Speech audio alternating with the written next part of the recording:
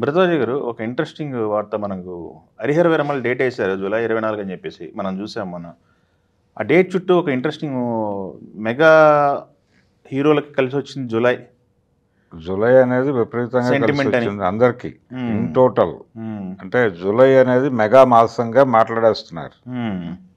ఈ మెగా మాసం అని ఎప్పుడైతే అనుకున్నారో మాకు బ్లాక్ బాస్టర్ అంటున్నారు ఈ 'Harihara Veeramal'. Cinema black buster అయిపోతుంది. రెండోది ఇది వాయిదా పడితే పడింది కానీ మంచి డేట్కి పడింది అనేటువంటిది ఒక హ్యాపీ మూడ్ క్రియేట్ చేసింది హ్మ్. ఈ డేట్. కారణం ఏమిటంటే దాదాపు ఇదే డేట్లో ఇందిరా సినిమా రిలీజ్ అయింది హ్మ్. చిరంజీవిది. చిరంజీవి గారి ఇందిరా సినిమా ఎలా రికార్డులు క్రియేట్ చేసిందో అందరికీ తెలుసు. అది హ్మ్. అంటే ఫ్యాక్షన్ ఓరియంటెడ్ సినిమా అది ఆ టైంలో చిరంజీవి గారు చేయటం అనేది అడ్వాంటేజ్ అయింది వైజయంతి మూవీసు. దాంతోపాటు పవన్ కళ్యాణ్కి బిగ్గెస్ట్ హిట్ అంటే పవన్ కళ్యాణ్ని ప్రేక్షకుల్లో ఒక కల్ట్ హీరోగా మార్చేసినటువంటి సినిమా తొలి ప్రేమ, ఓకే. ఓకే. కరుణాకరన్ డైరెక్ట్ చేసిన సినిమా. అది రిలీజ్ అయింది కూడా జూలై 24. ఓకే. ఓకే. దాంతో ఈ సినిమా కూడా ఆ రేంజ్ హిట్ ఇస్తుంది అనేటువంటి ఒక నమ్మకం స్థిరపడుతోంది. హ్మ్. అలాగే తమ్ముడు సినిమా కూడా 21వ తారీఖు, దీనికంటే కొంచెం ముందు రిలీజ్ అయినటువంటి సినిమా జూలై 21. జూలై నెల. హుహు.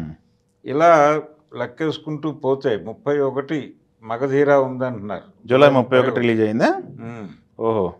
అది రామ్ చరణ్ సినిమా. అలాగే పిదా కూడా జూలైలోనే రిలీజ్ అయింది అనేది ఓకే. వరుణ్ తేజ్‌ది.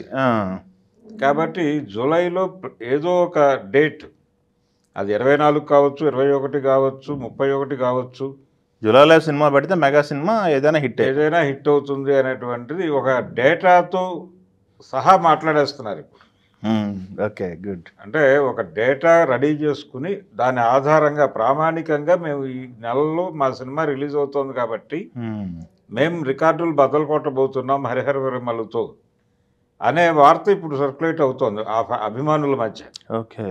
అంటే వాళ్ళు సెలబ్రేటివ్ మూడ్లో ఉన్నారు. ఈ సెలబ్రేటివ్ మూడ్లో ఉండటం అంటే ఈ సెంటిమెంట్ వర్కౌట్ అవుతుంది అనే నమ్మకంతో ఉన్నారు ఇప్పుడు అందరూ. నిజానికి ఇదే సెంటిమెంటు దానికి గతంలో ప్రకటించిన డేట్కి కూడా రిలేట్ అయి ఉంది. అంటే మే 9వ తారీఖు అనే డేట్ ఒకటి బయటకు వచ్చింది ఆ మధ్యకాలంలో. అధికారిక ప్రకటన రాలేదు కానీ మే 9 అనేది వాళ్ళకి జగదేక వీరుడు అతిలోక సుందరితో లింక్ చేసి హడావిడి చేశారు. ఇప్పుడు ఈ సెంటిమెంట్ వర్కౌట్ అవుతుంది. అది వైజయంతి మూవీసే, ఇది వైజయంతి మూవీసే ఇంద్ర. ఇప్పుడు దీంతో హరిహర వీరమల్లుని రిలేట్ చేసుకుని ఆనందపడిపోతున్నారు అభిమానులు. ఇది సినిమాకి ఒక రకంగా బజ్ క్రియేట్ చేస్తుందేమో ఈ చర్చ అనేది ఆయన ఆశిస్తున్నాడు ఏం రత్నం గారు. ఓకే. ఇలా వీళ్ళందరూ ఒక మూడ్లో ఉండగా సినిమా కనుక రిలీజ్ అయితే వెరీ మార్నింగ్ షోకి వెళ్ళేటువంటి క్రౌడ్ విపరీతంగా ఉంటుంది. అన్ని షోలు అన్ని థియేటర్లలోనూ కనుక ఫుల్ అయిపోతాయి, అంటే అన్ని స్క్రీన్స్లోనూ ఫుల్ అయిపోతే బయటకు వచ్చేటువంటి మౌత్ టాక్ చాలా వైడ్ స్ప్రెడ్ అవుతుంది. అది సినిమా సక్సెస్ని డిసైడ్ చేస్తుంది. అందుకని ఏ సినిమాకైనా ఏదో ఒక థియేటర్కి కదిలించేటువంటి ఒక పాయింట్ కావాలి. అవును. ఇప్పుడు హరిహర వీరమల్ కూడా అప్పుడు నవాబుల కాలం పైన అది ఓకే, అదంతా గోల్కొండ నవాబులు, ఆయన ఢిల్లీ సుల్తాను, ఔరంగజేబుతో ఘర్షణలు, ఔరంగజేబుకి అంటే యాక్చువల్గా ఒరిజినల్ చరిత్రలోకి వెడితే గోల్కొండ నవాబులతో ఔరంగజేబుకి గొడవే ఉంది. ఆయన దక్కన్ మొత్తం తన కంట్రోల్లో పెట్టుకోవడం కోసం తీవ్రమైన ప్రయత్నం చేసినప్పుడు అడ్డుకున్నారు. ఇక్కడ మసీదులు కూలగొట్టిన చరిత్ర ఉంది ఆయనకి. ఔరంగజేబు గోల్కొండలో మసీదులు కూలగొట్టాడు. ఆ ఘర్షణ ఉంది. కానీ ఈ సినిమా ఇంకొక లైన్ తీసుకుంది. ఇంకో లైన్ తీసుకుని ఆయన ఆడియన్స్ని పట్టుకోవడానికి ఈ సినిమా ఉపయోగపడుతుంది అనే పద్ధతిలో వెడుతున్నాడు. ఏం రత్నం గారు చాలా కాన్ఫిడెంట్గా ఉన్నాడు సినిమా మీద. ఇప్పుడు ఆయన గొడవ ఏంటంటే ఈ జరుగుతున్నటువంటి చర్చ, అంటే 24వ తారీఖు అనే సెంటిమెంట్, ఈ సెంటిమెంట్ గనక ఫ్యాన్స్లో వ్యాపిస్తే వాళ్ళు థియేటర్కి కదులుతారు. ఈ సెంటిమెంట్ వర్కౌట్ అయ్యి ఇలా ఎప్పుడైతే అభిమానులు థియేటర్లకు కదిలారో సాధారణమైనటువంటి జనం కూడా కొంత కదలిక కనిపిస్తుంది. ఇలా వెరీ మార్నింగ్ షో గనక అన్ని స్క్రీన్స్ ఫుల్ అయితే బయటకు వచ్చే టాక్ చాలా వైడ్గా వెళ్ళిపోతుంది.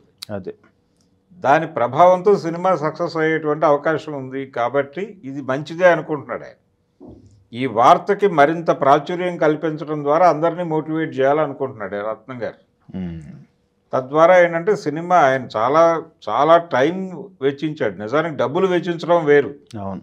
ప్రొడ్యూసర్లు భారీ బడ్జెట్ అంటే ఎన్ని కోట్లైనా పెట్టడానికి సిద్ధమే, కానీ టైంని కేటాయించాడు. ఈయన దాదాపు 5 ఏళ్ళు అవును.